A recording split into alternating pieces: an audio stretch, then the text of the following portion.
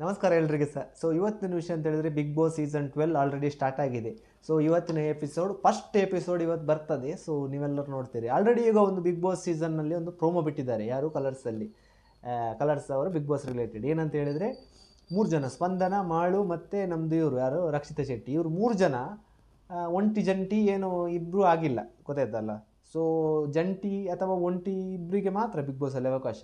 3 ಜನ ಇದ್ದ ಕಾರಣ ಬಿಗ್ ಬಾಸ್ ಅವ್ರು ಏನು ಮಾಡಿದರು, ಈ 3 ಜನರಲ್ಲಿ ಯಾರಾದರೂ ಒಬ್ಬರು ಹೋಗ್ತಾರೆ, ನಿಮಗೆ ಯಾರು ಇಷ್ಟ ಇಲ್ಲ ಅಂಥೇಳಿ ಆ ಪ್ರೋಮೋದಲ್ಲಿ ತೋರಿಸಿದ್ದಾರೆ.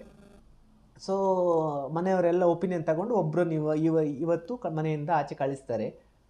ಸೊ ಈ 3 ಜನರಲ್ಲೇ ರಕ್ಷಿತಾ ಅವರಿಗೆ ಹೈಯೆಸ್ಟ್ ವೋಟ್ ಬರ್ತದೆ.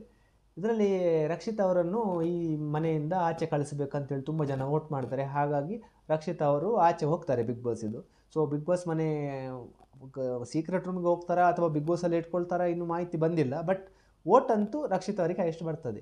ಇದರಲ್ಲಿ ಮೈನ್ ವೋಟ್ ಹಾಕಿದ್ದು ಆ ಜಾನ್ವಿ. ಅವಳು ಜಾನ್ವಿ ಒಂದು ಒಂದು ಸ್ಟೇಟ್ಮೆಂಟ್ ಕೊಡ್ತಾಳೆ.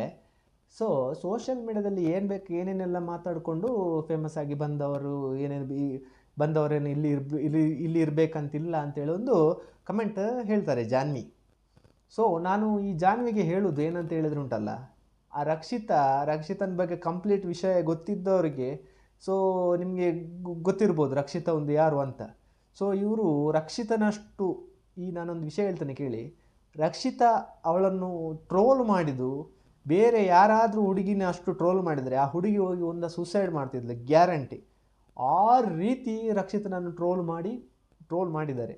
ಸೊ ಆದರೂ ಅಷ್ಟು ಟ್ರೋಲನ್ನು ಅವಳು ಕೇರ್ ಮಾಡದೆ ಕನ್ಸಿಸ್ಟೆನ್ಸಿ ಮೇಂಟೈನ್ ಮಾಡಿ ಕಂಪ್ಲೀಟ್ ಡೈಲಿ ಒಂದೊಂದು ವಿಡಿಯೋ ಹಾಕಿ ಕನ್ನಡ ಏನು ಜನರು ಏನೇ ಹೇಳಿ ಮಾಡ್ಕೊಂಡು ಈ ಮಟ್ಟಿಗೆ ಬಂದದ್ದು.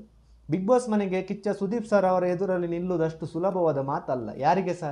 ಈಗ ಸೆಲೆಬ್ರಿಟಿಗಳು ಕಂಟೆಂಟ್ ಕ್ರಿಯೇಟ್ ಮಾಡುವವರು ತುಂಬ ಜನ ಇದ್ದಾರೆ. ಬಟ್ ಬಿಗ್ ಬಾಸ್ ಮನೆಗೆ ಹೋಗ್ಲಿಕ್ಕೆ ಆಗ್ತದಾ? ಇನ್ನು ಬಿಗ್ ಬಾಸ್ ಮನೆಗೆ ಹೋಗ್ಬೇಕಂತೇಳಿ ಹಿಂದೆ ನಾಯಿಗಿಂತ ಇದು ಮಾಡುವವರು ತುಂಬ ಜನ ಇದ್ದಾರೆ ಅಂತ ಹೇಳಿದ್ರೆ ನಾನು ಹೋಗ್ತೇನೆ, ನನ್ನ ಕರ್ಕೊಂಡು ಹೋಗಿ ಅಂತ. ಬಟ್ ಅವರನ್ನೆಲ್ಲ ಯಾರು ಬಿಗ್ ಬಾಸ್ ಮೂಸಿ ನೋಡಲ್ಲ. ಹಾಗೆ ಇರುವಾಗ ರಕ್ಷಿತಾ ಹೋಗಿದ್ದಾಳೆ ಅಂತ ಹೇಳಿದರೆ ಅವಳು ಏನೋ ಒಂದು ಅಚೀವ್ ಮಾಡಿದಾಳೆ ಅಂತ ಹೇಳಿ. ಸೊ ಏನೇ ಆಗಲಿ ಸ್ಟಾರ್ಟಿಂಗಲ್ಲಿ ರಕ್ಷಿತನನ್ನು ತುಂಬ ಜನ ಹೇಟ್ ಮಾಡ್ತಿದ್ರು. ಬಟ್ ರಕ್ಷಿತನ ನಿಜವಾಗ್ಲೂ ಅವಳು ಒಳ್ಳೆ ಮನುಷ್ಯ ಅಂತ ಹೇಳಿದರೆ ಅವಳು ಬಿಹೇವಿಯರೇ ಹಾಗೆ ಇದೆ. ಸೊ ಹಾಗಾಗಿ ಜನರು ತುಂಬ ಜನ ರಕ್ಷಿತನನ್ನು ಇಷ್ಟಪಡ್ತಾರೆ.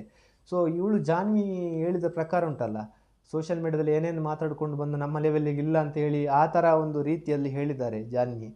ಸೊ ನಾನು ಹೇಳೋದು ಇಲ್ಲಿ ಬಿಗ್ ಬಾಸ್ ಸೀಸನ್ 12 ಸ್ಟಾರ್ಟ್ ಆಗಿ ಒಂದು ದಿನ ಆಗಿಲ್ಲ, ಅಷ್ಟರಲ್ಲೇ ಇವರು ಗ್ರೂಪಿಸಮ್ ಅಂತ ಹೇಳಿದ್ರೆ ನಾವು ಸೀರಿಯಲ್ ಮಾಡುವವರು, ನಾವು ಫಿಲ್ಮ್ ಮಾಡುವವರು, ನೀವು ಸೋಷಿಯಲ್ ಮೀಡಿಯಾದವರು, ನೀವು ಟ್ರೋಲ್ ಆದವರು, ಅವರವರ ಮಧ್ಯದಲ್ಲಿ ಒಂದು ಗ್ರೂಪಿಸಮ್ ಆಲ್ರೆಡಿ ಸ್ಟಾರ್ಟ್ ಆಗಿದೆ. ಅದಕ್ಕೆ ಗ್ರೂಪಿಸಮ್ನ ಮೈನ್ ಕಾರಣಕರ್ತೆ ಆ ಜಾನ್ವಿ. ಆ ಜಾನ್ವಿಗೆ ಒಂದು ಪೋಸ್ಟ್ ಹಾಕಿದ್ದಾರೆ ಬಿಗ್ ಬಾಸ್ ಅವರು, ಜಾನ್ವಿ ಬಿಗ್ ಬಾಸ್ ಮನೆಗೆ ಹೋಗೋದು. ಅದಕ್ಕೆ ಬಂದ ಕಮೆಂಟ್ ನೀವು ನೋಡಿದ್ರೆ ಉಂಟಲ್ಲ ಶಾಕ್ ಆಗ್ತೀರಿ. ಅವ್ರದ್ದೊಂದು ಬೈದಿದ್ದಾರೆ ಜನ ಅಂತೂ ಹೇಳಿ ಪ್ರಯೋಜನ ಇಲ್ಲ. ಬಾಯಿಗೆ ಬಂದಾಗ ಏನೇನೆಲ್ಲ ಬೈದಿದ್ದಾರೆ ಕಮೆಂಟಲ್ಲಿ ಅಂತ ಹೇಳಿದರೆ ಮೈನ್ಲಿ ಬೈದದ ಅವರ ಡ್ರೆಸ್ಸಿಗೆ.